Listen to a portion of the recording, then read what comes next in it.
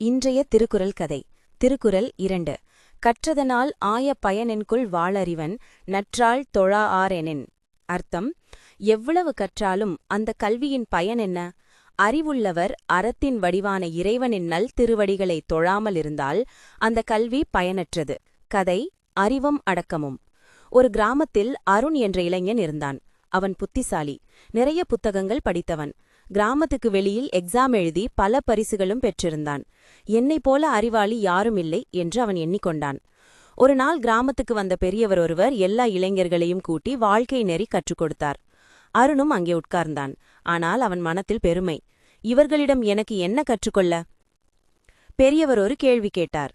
வாழ்க்கையில் மிகப்பெரிய செல்வம் என்ன?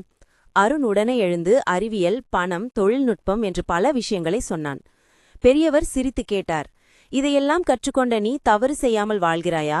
மூத்தவர்கள் சொல்லும்போது பணிவுடன் கேட்கிறாயா? அருண் மௌனமாகிறான். பெரியவர் மெதுவாக சொன்னார், கற்றுக்கொண்ட அறிவு மனிதனை தாழ்மையாக்க வேண்டும். அறமில்லாத கல்வி விளக்கில்லாத வீடு போன்றது. அன்று இரவு அருண் தனது தவறை உணர்ந்தான். அறிவால் வரும் பேராசையை விட்டுவிட்டு பிறருக்கு உதவும் பண்பு, தாழ்மை, பணிவு ஆகியவற்றை கடைபிடிக்கத் தொடங்கினான். அவனது கல்வி அன்றிலிருந்து உண்மையான பயனை தந்தது. கதையின் நெறி: அறமில்லாத கல்வி பயனற்றது.